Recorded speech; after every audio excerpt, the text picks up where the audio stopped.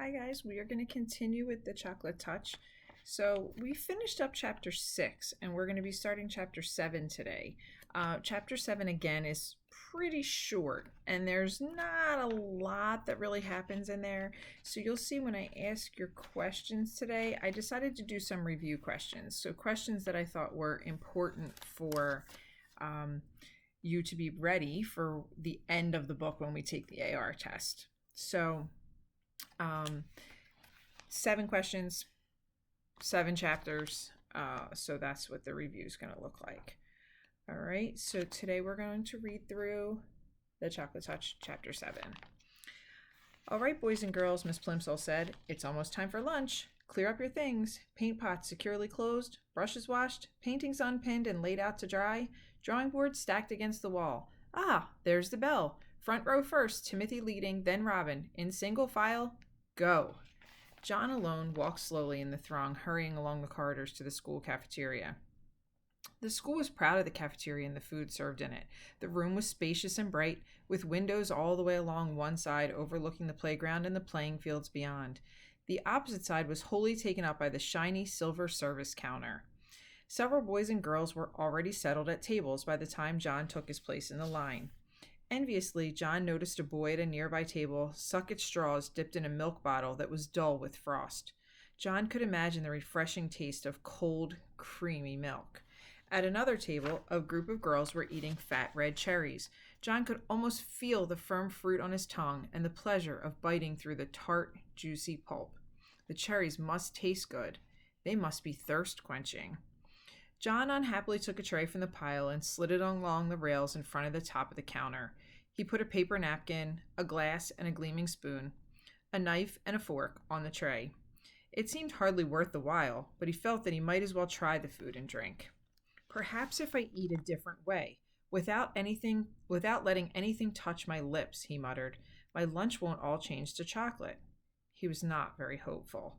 What? Asked the boy standing next to him. Nothing, John said. I thought I heard you say something about chocolate, the boy said. I hope this is the day for chocolate cream pie, he added. That'd be super. On chocolate cream pie days of the past, John had been known to skip the main course so that he might spend all his lunch money on dessert. The thought of 4 pieces of chocolate cream pie now suddenly made his stomach feel as though he were on a roller coaster. An uneasy, flibberty-gibberty sensation. John shuddered. Okay, he commented, wrinkling up his nose. The other boy shrugged his shoulders and started to choose his meal. John took a plate of cold chicken and ham, potato chips, and a crisp, moist lettuce and tomato salad. The white of the chicken, the pink of the ham, the gold of the potatoes, the pale green of the lettuce, and the red of the tomato looked delicious. He also took a half pint of milk, a thick-crusted whole wheat roll, and a cool pat of butter, a tumbler of water with ice cubes clinking against the glass, and a dish of fresh fruit, slices of orange and grapefruit and banana and grapes. John's tray was loaded with just the sort of meal his mother was always trying to persuade him to eat. Until today, John had always thought it was pretty dull to eat sensible things when there were sweeter food and drink to be had.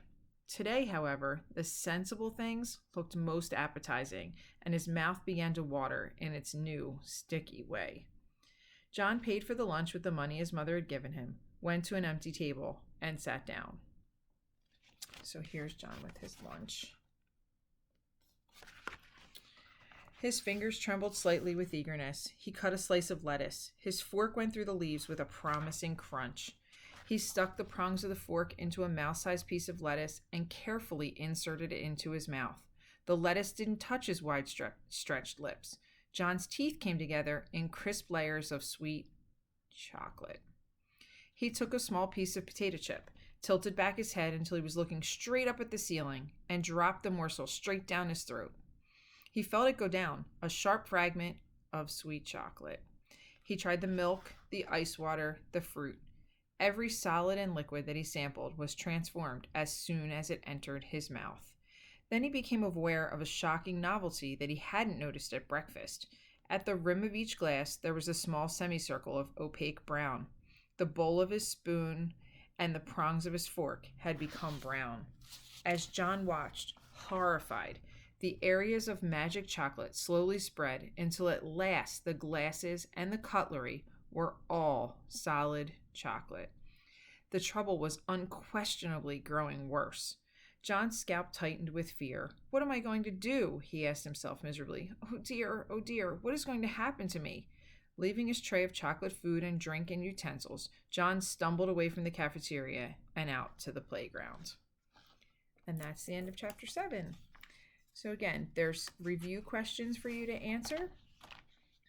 And we will continue with chapter 8 tomorrow. Have a great day.